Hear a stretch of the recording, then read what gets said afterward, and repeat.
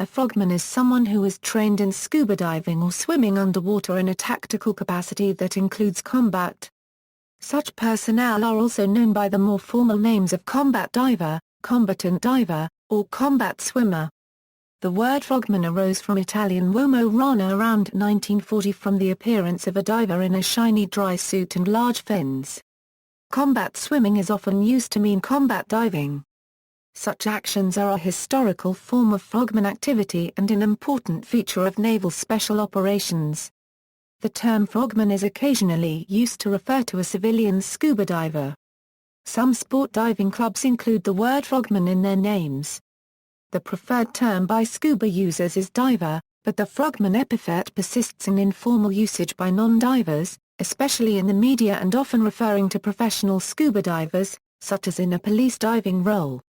In the U.S. military and intelligence community, divers trained in scuba or CCUBA who deploy for tactical assault missions are called combat divers. This term is used to refer to the Navy SEALs, operatives of the CIA's Special Activities Division, elements of Marine Recon, Army Ranger Regimental Reconnaissance Company members, Army Special Forces divers, Air Force pararescue, Air Force combat controllers, United States Naval search and rescue swimmers, United States Air Force Special Operations Weather Technicians, and the Navy Explosive Ordnance Disposal Units. In Britain, police divers have often been called police frogmen. Some countries' tactical diver organizations include a translation of the word frogman in their official names, for example, Denmark's Frogmandskorpset and Norway's Froskemandskorpset. Others call themselves combat divers, or similar. Others call themselves by indefinite names such as Special Group 13, and Special Operations Unit. Many nations and some irregular armed groups deploy or have deployed combat frogmen. Scope of operations. Tactical diving is a branch of professional diving carried out by armed forces and tactical units. They may be divided into combat assault divers, special mission work divers, who do general work underwater, work divers who are trained in defusing mines and removing other explosives underwater. These groups may overlap, and the same men may serve as assault divers and work divers, such as the Australian Clearance Diving Branch. The range of operations performed by these operatives includes amphibious assault, stealthy deployment of land or boarding forces. The vast majority of combat swimmer missions are simply to get from here to there, and arrive suitably equipped and in sufficient physical condition to fight on arrival. The deployment of tactical forces using the arrival by water to assault land targets, oil platforms, or surface ship targets is a major driver behind the equipping and training of combat swimmers. Their purposes are many, but include feint and deception, counter-drug, law enforcement, counter-terrorism, and counter-proliferation missions.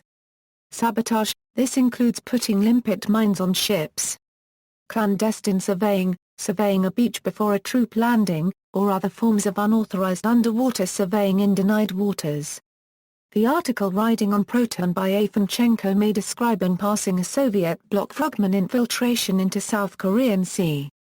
Clandestine underwater work, for example, recovering underwater objects.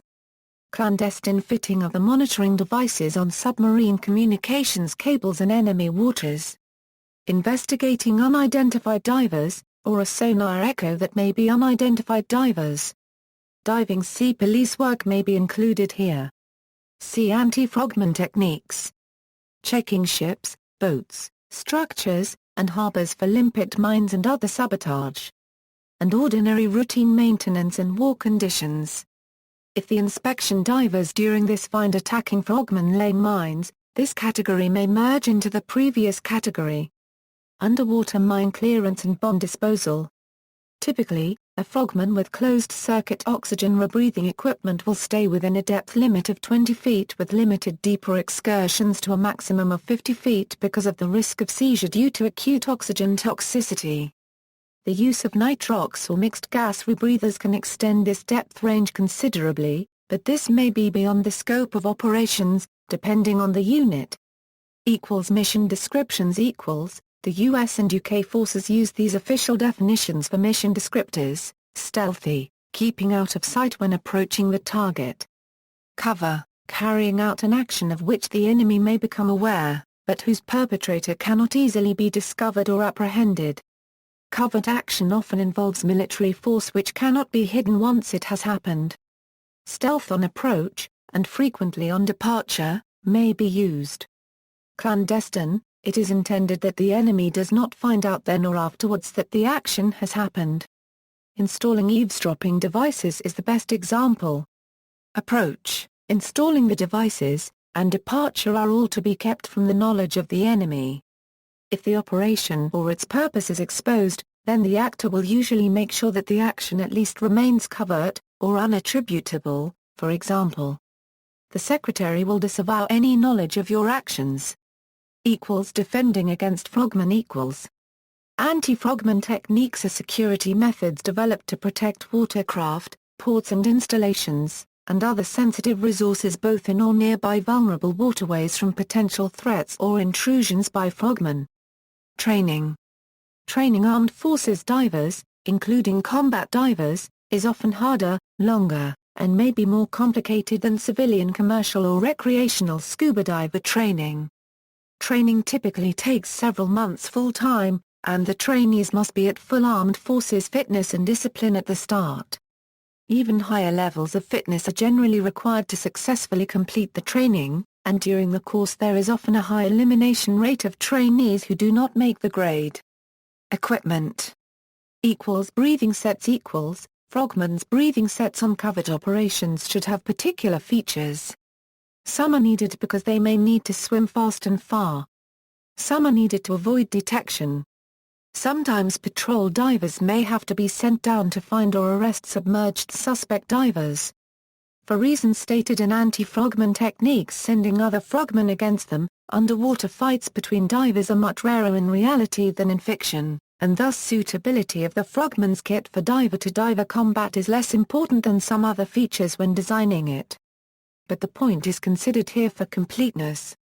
U.S. frogmen's rebreathers tend to have the breathing bag on the back before enclosed backpack box rebreathers became common. Features needed. A frogman's breathing set should be as silent as possible in use. Have a full-face diving mask, to let frogmen communicate underwater. Be less easily knocked off underwater. Be much less easily lost if the frogman becomes unconscious underwater. Be securely fastened.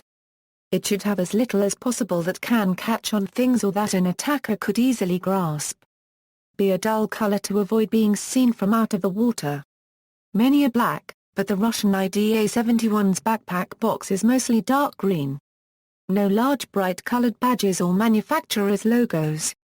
Contain as little iron or steel as possible, to avoid detection by magnetic sensors. This is also useful when the frogmen have to remove or defuse mines underwater. Be as light and agile as possible, as far as is compatible with an adequate dive duration, be well streamlined, and as small and light as possible for the dive duration. With a combat diver this may mean removing safety features such as an open circuit bailout that would add bulk. Long trailing hoses are easily fouled and or pulled at and add to drag.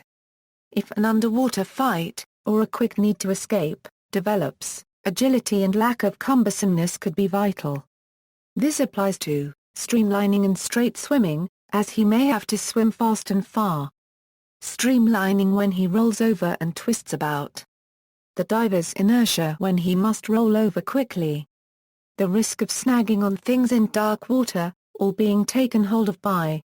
The Russian IDA-71 military and naval rebreather is a good example here. Have a long dive duration. The front of the frogman's abdomen should be clear so he can easily climb in and out of small boats or over obstacles, particularly out of the water. Have its breathing bag toughened against stabbing and scratches, or safely inside a hard backpack box. All controls should be where the frogman can easily reach them, and not projecting. Turning the usual type of sport diving scuba's air off or on is easy for an attacker from above but difficult or impossible for the diver himself, unless the cylinder or cylinders are mounted inverted. However, that needs more pipework, and it is easy to bump the valve work on things, including when taking the set off. have its working parts, and breathing tube or tubes should be safe from snagging on things in dark water, and from attack in an underwater fight, including in the risk of being jumped from above. Long trailing breathing tubes or regulator hoses may snag on things in dark water and can easily be grasped and pulled. Older Gorman type rebreathers had one breathing tube, which was in front of the chest and easier for the frogman to keep track of. Not open-circuit scuba. As a result, the frogman's breathing set should be fully closed-circuit rebreather, preferably not semi-closed circuit and certainly not open-circuit scuba, because open-circuit scuba makes large amounts of bubbles, showing where the diver is. Open-circuit scuba makes noise showing underwater listening devices where the diver is. There have been experiments with making released air or gas come out through a diffuser, to break the bubbles up. This may sometimes work with the small amounts of gas that are sometimes released by rebreathers, but open-circuit scuba releases so much gas at every breath that a diffuser large enough to handle it without making breathing difficult would be too bulky and would interfere with streamlining. Holding the breath to avoid making noise at critical moments is not recommended and very risky. See diving hazards and precautions. The bulk of an open-circuit set makes the diver heavy and cumbersome in rolling over and changing course or speed. The dive duration of open-circuit sets is much shorter than the dive duration of naval rebreathers, in proportion to bulk. However, some technical diving rebreathers are very burdened with safety devices such as inflatable flotation and open-circuit bailout. The rebreathers which are the most compact in proportion to dive duration are oxygen rebreathers, but these are depth limited to about 8 meters because of the oxygen toxicity risk. The common sport open-circuit scuba set is not recommended for a fight against a trained naval or combat diver, because in any sort of underwater combat, a man with a large aqualung has a high rotation inertia and is very unstreamlined in the twisting and turning involved in fighting and straight swimming, and his maneuvering is slowed critically compared to a man with a light streamlined rebreather with all parts close to his body. Combat frogmen sometimes use open-circuit scuba sets during training and for operations where being detected or long-distance swimming are not significant concerns. Breathing sets used by frogmen. Russian IDA-71 The Russian IDA-71 military and naval rebreather is typical of a back-mounted configuration suitable for use by frogmen. The working parts are in a hard, smooth, rounded, metal backpack casing which is little that can snag on things or be easily grasped and pulled at. There is no massive projecting valve work behind the neck to cause hydrodynamic drag and for an attacker to grasp. The only external control is the oxygen cylinder valve, which is on the right side near the bottom where it can easily be reached, and only sticks out a small distance. The corrugated rubber breathing tubes originate close to where they go over the shoulders. They can be strapped to the shoulder straps so they do not float up into big vulnerable loops behind the shoulders. The holes in the casing let contained water drain to quickly reduce the weight of when exiting the water, and also allow the casing to flood quickly when entering the water, to stabilize buoyancy. The harness may be fitted with a chest-mounted bracket for carrying a limpet mine. In closed-circuit oxygen mode it is said to last 4 hours on a filling. It can also be used on an automatic depth-controlled changeover to nitrox for deep excursions, which uses an external nitrox cylinder with a quick connector. Masks Some frogmen use an ordinary diving mask. Some use a full-face mask, which is less easily lost underwater. The older type of British frogmen's and naval diving mask was full-face and had a mouthpiece inside it. Some frogmen use a mouthpiece and nose clip or a mouth and nose breathing mask instead of a diving mask with eye windows, and special contact lenses to correct the vision refraction error caused by the eyeballs being directly submerged. This is to avoid a searchlight or other lights reflecting off the mask window and thus revealing his presence, but it exposes the eyeballs to any pollution, poison, or organisms in the water. The United States military has adopted Oceanic Aris's integrated diver display mask. It is a basic heads-up display that lets divers monitor depth, bottom time, tank pressures, and related information while leaving their hands free for other tasks.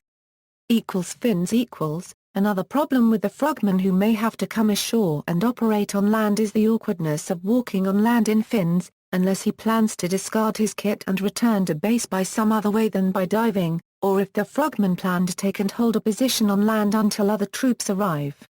Some sport diving fins have the blade angled downwards for more effective swimming, but this makes walking on them more awkward.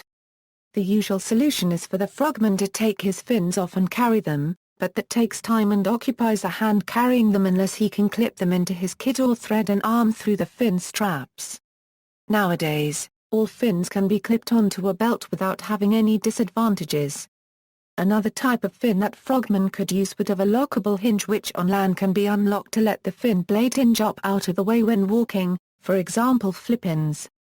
The first type of British naval swimming fin had a short blade, which was even shorter at the big toe side. This made walking on land easier for such purposes as creeping up on a sentry from behind on land, but reduced swimming speed. Diving suits The frogman's diving suit should be a tough scratch and cut resistant dry suit, and not a soft foam wetsuit. A wetsuit can be worn under the dry suit as a warm undersuit. In very warm water, a thin tough dry suit can be worn with no undersuit. For bomb disposal operations, Canadian naval divers wear bomb suits. It should not have obvious bright-colored patches, unit badges or the suit's maker's advertising. Diving sea police types, however, may find that a unit badge is useful. Tools and weapons carried underwater. Weapons that can be carried by a frogman include, knife standard weapon. A spear gun has been seen advertised in circumstances suggesting its use for combat and not for fishing. Underwater firearms, Russian APS underwater assault rifle, Russian ASMDT amphibious assault rifle, Russian ADS amphibious assault rifle, Russian SPP-1 underwater pistol, Heckler & Koch P-11 underwater pistol. Standard firearms, any weapon able to be fired above water after total submersion, such as the Colt Canada C-7 and C-8 or H&K MP-5.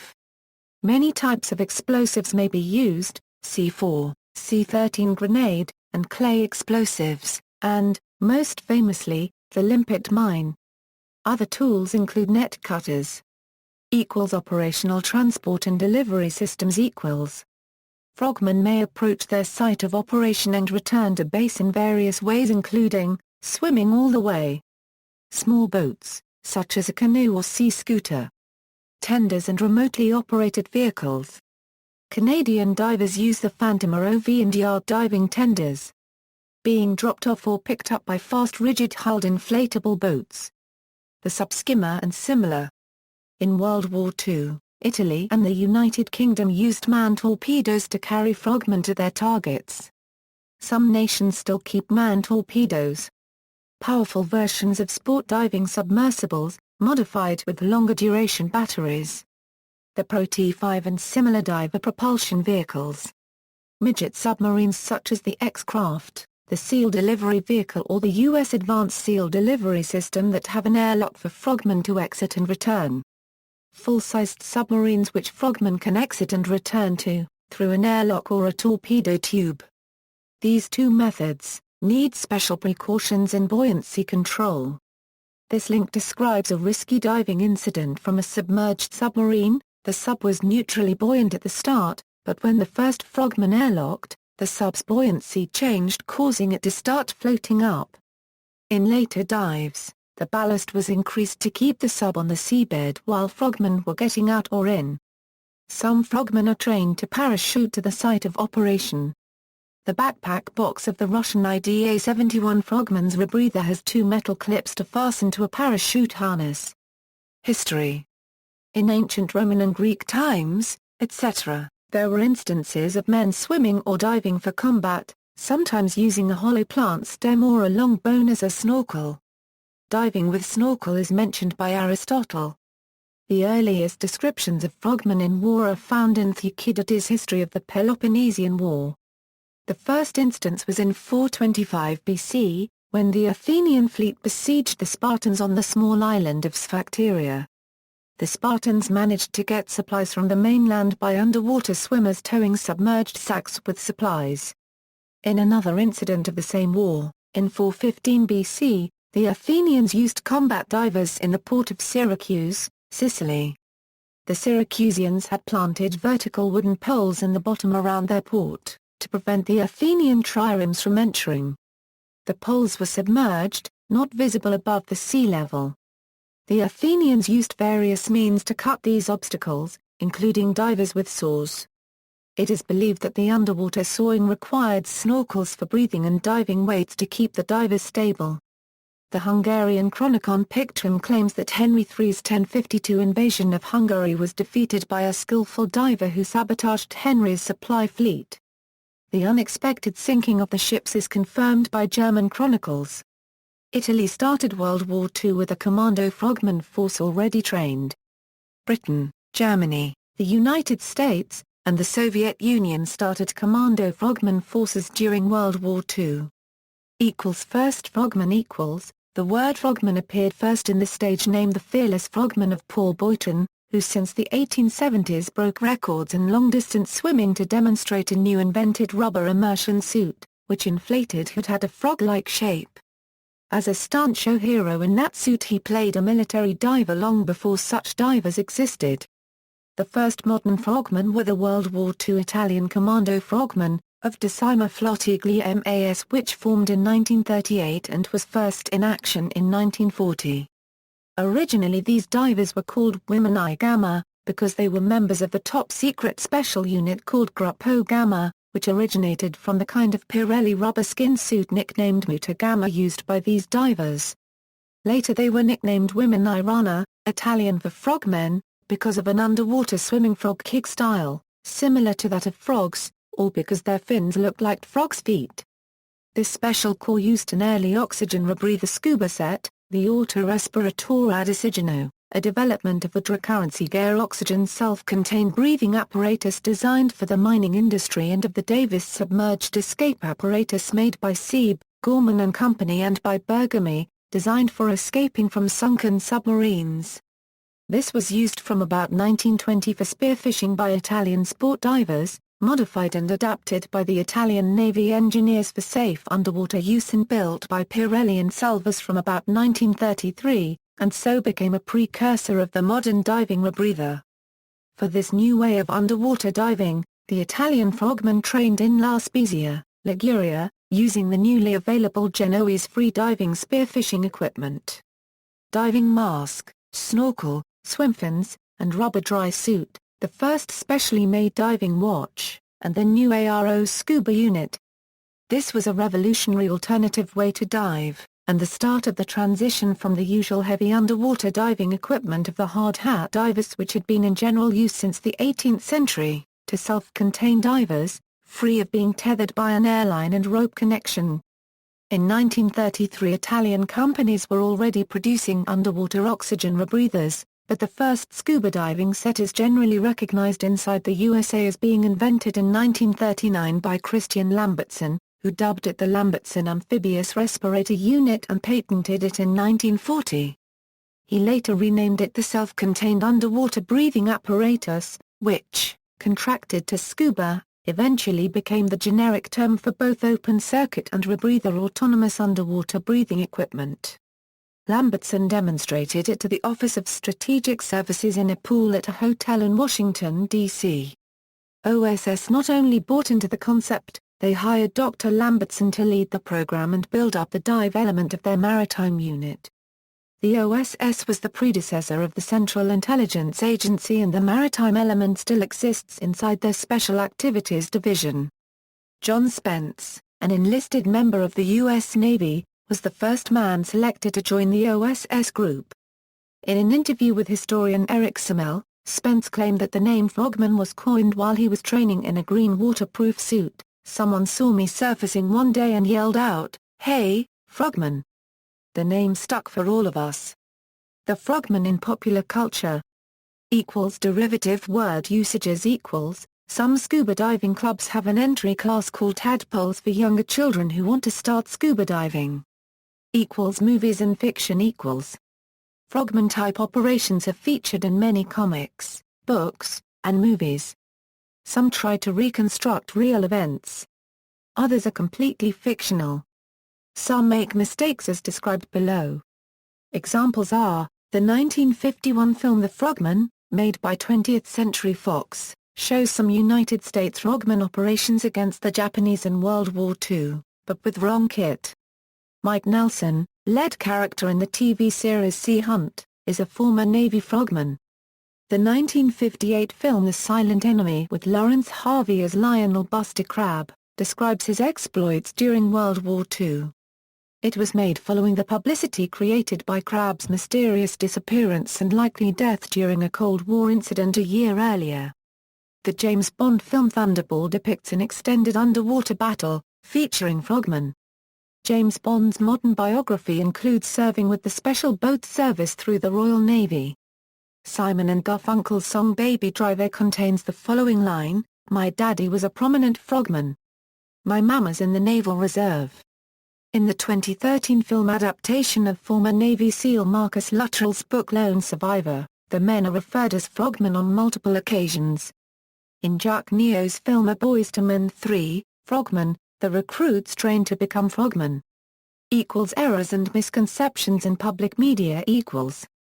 Wrong use of the word frogman. A New English translation of the book 20,000 Leagues Under the Sea uses the word frogman uniformly and wrongly to mean a diver in standard diving dress or similar, to translate French scap hand dryer. Supposed ancient scuba divers frogmen. Ancient Assyrian stone carvings show images which some have supposed to be frogmen with crude breathing sets. However, the breathing set was merely a goat skin float used to cross a river, and its breathing tube was to inflate it by mouth. Mistakes in fiction. Open circuit scuba Many comics have depicted combat frogmen and other cover divers using two-cylinder twin-hose open-circuit aqualungs. All real covert frogmen use rebreathers because the stream of bubbles from an open-circuit set would give away the frogman's position. Many aqualungs have been anachronistically depicted in comics and stories set during World War II, when in reality, at that time period, aqualungs were unknown outside Jacques-Yves Cousteau and his close associates in Toulon in South France. Some aqualungs were smuggled out of occupied France during the war, but the aqualung for the most part was not a player in combat in World War II. The movie The Frogman also made this mistake, using three-cylinder aqualungs, as shown on the DVD cover.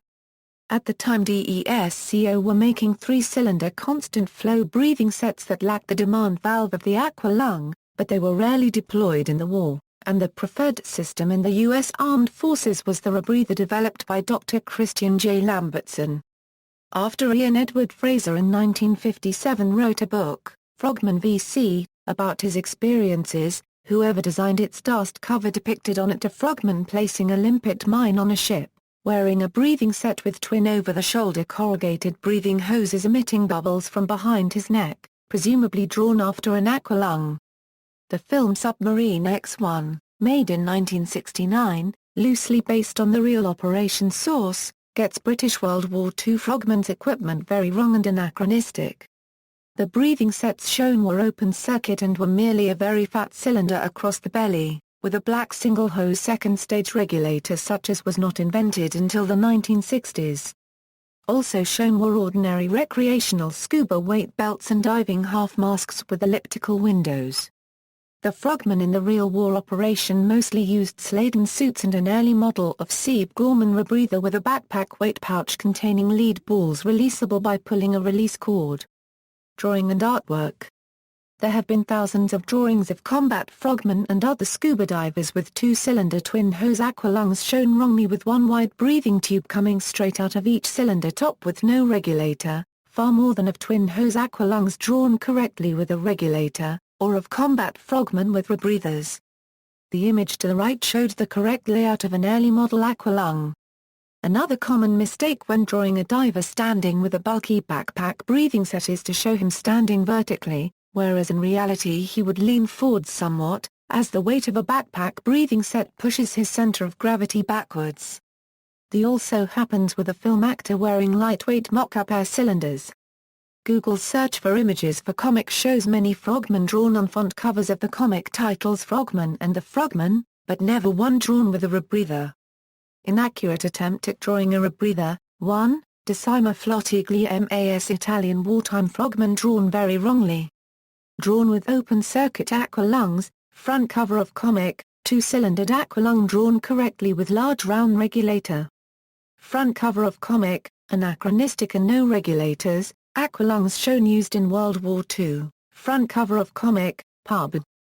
April 1959, regulator correct, but cylinder wrong, drawing, aqualungs, drawn correctly but anachronistic, on two men riding a World War II chariot man torpedo, front page of a comic, with a back view drawing of a diver with a three-cylinder twin-hose aqualung with no regulator, 1965 death of a frogman attacking a Nazi naval craft, 1965 trading card, shown with sport type one-cylinder aqualungs, regulator drawn very badly where visible to viewer. Nations with military diving groups, see list of military diving units. See also Lionel Crabb, a frogman who spied on a Soviet warship in Portsmouth, UK, U.S. military divers.